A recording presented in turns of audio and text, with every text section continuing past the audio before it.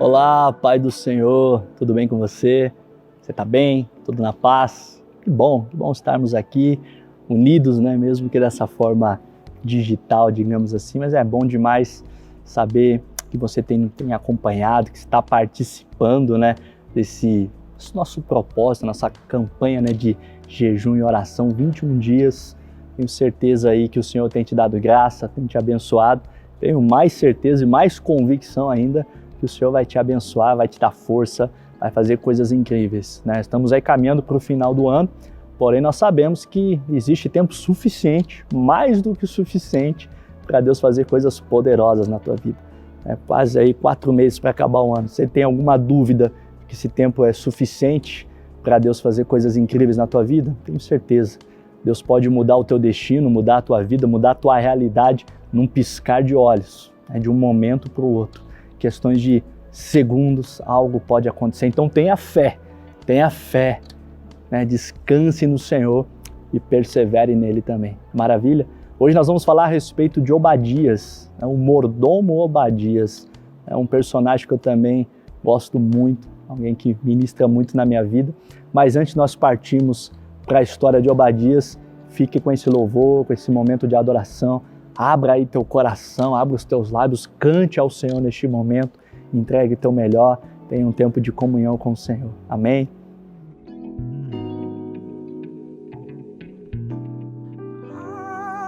Algemado por um peso, oh, quão triste eu andei, até sentir a mão de Cristo. Não sou mais como eu era, eu sei. Tocou-me, Jesus, tocou-me. De paz encheu meu coração. Quando o Senhor Jesus me tocou, livrou-me da escuridão.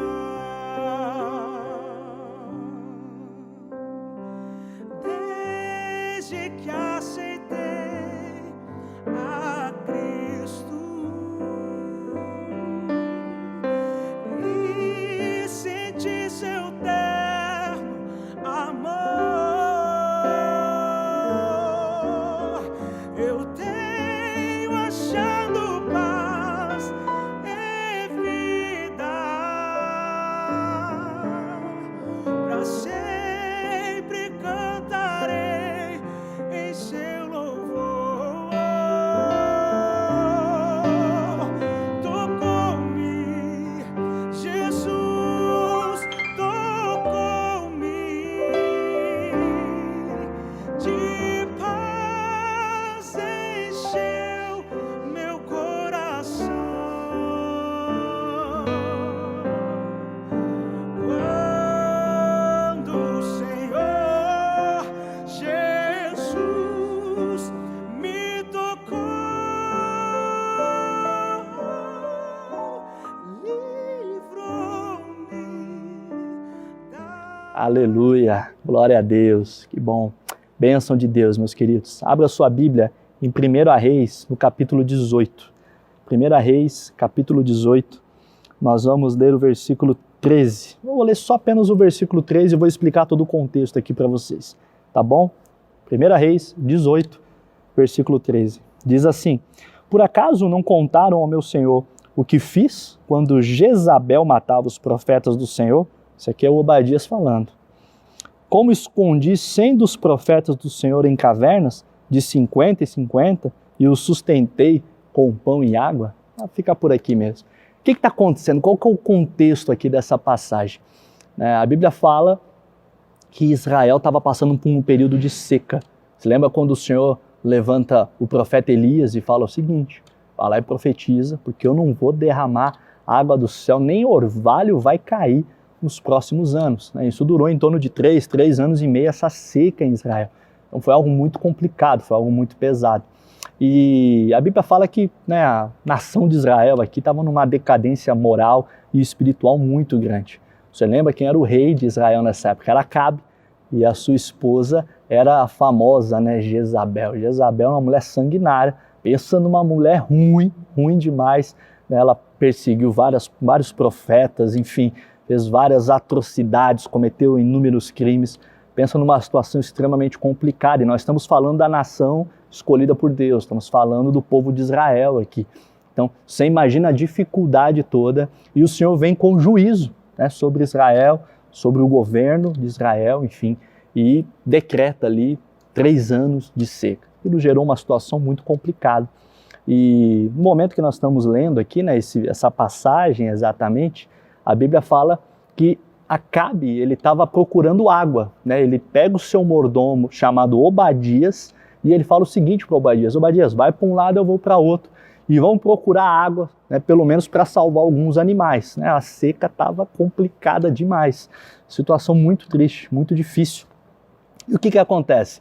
Obadias vai para um lado, Acabe para o outro. Acabe e Jezabel estavam perseguindo já Elias há muito tempo, eles queriam matar Elias. Só que o Obadias, ele acaba encontrando com quem? Com o profeta Elias. Ele encontra Elias, ele reconhece Elias e ele fala, olha, meu senhor, meu rei, no caso, ele está desesperado atrás de você, está correndo risco, o que está acontecendo? E Elias responde para ele, vai lá e chama Acabe que eu quero conversar com ele. E Obadias fica muito temeroso com aquilo, falou, peraí, que negócio é esse?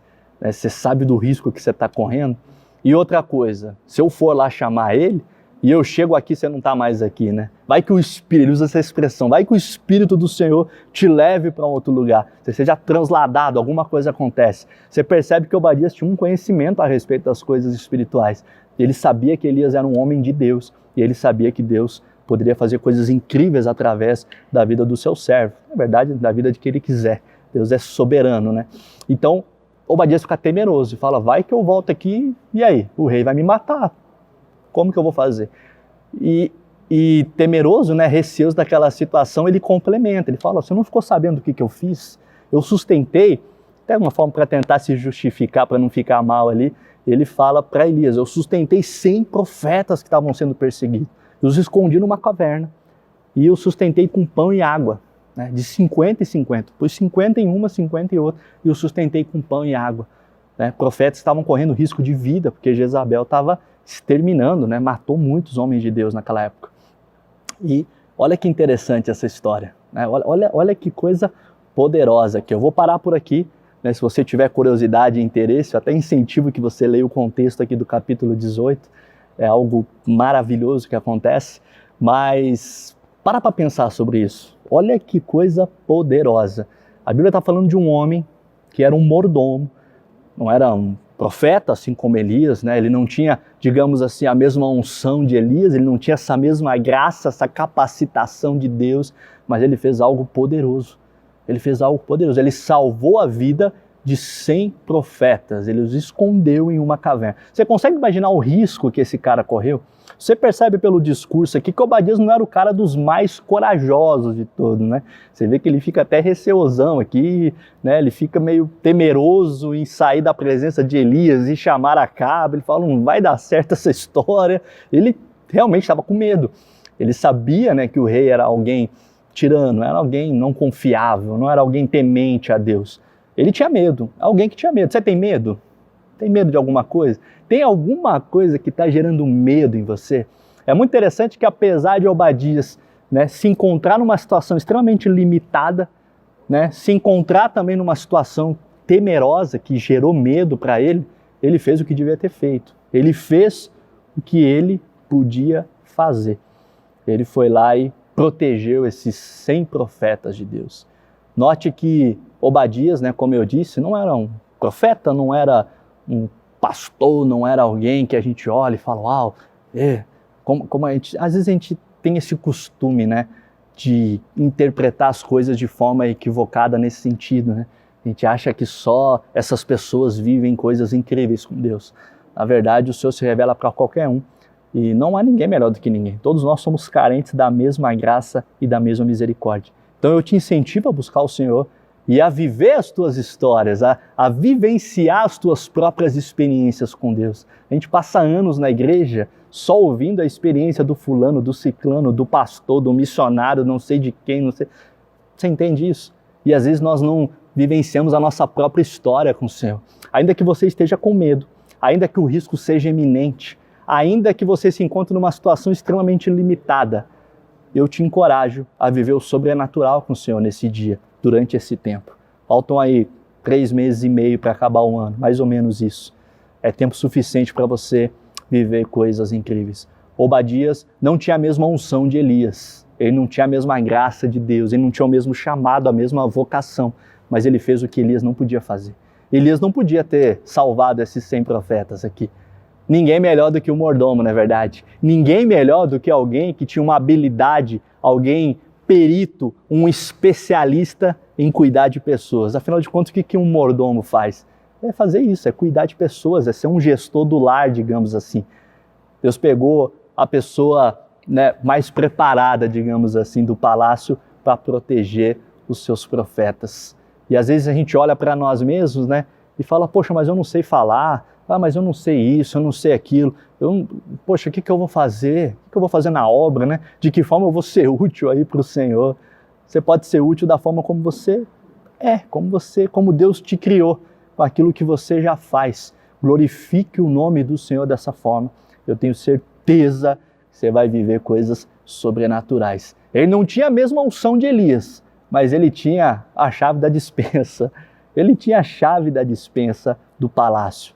O tempo era de seca, o tempo era de escassez, não havia comida e nem bebida. Mas ele, como mordomo do palácio, ele sabia onde encontrar pão e água. E aquilo foi suficiente. Ele não tinha a mesma unção, mas ele tinha a chave da despensa. Existem lugares que só você consegue entrar.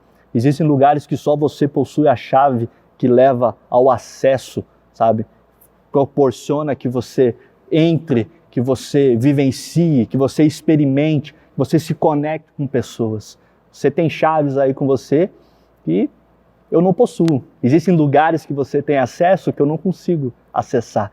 Existem pessoas que você conhece que eu desconheço, que eu não sei nem a existência. Você consegue perceber isso? E você pode ser usado por Deus para tocar esses corações, para transformar essas vidas, para abençoar pessoas. Faça aquilo que o Senhor te chamou para fazer, né? E não despreze as pequenas coisas e os pequenos começos. Deus não chamou o grande profeta do fogo, aquele que orava e fogo caía do céu. Ele chamou simplesmente o mordomo do palácio. E aquilo foi mais do que o suficiente para salvar a vida de 100 homens de Deus. Quantos homens, quantas mulheres, quantas pessoas estão precisando ser salvas?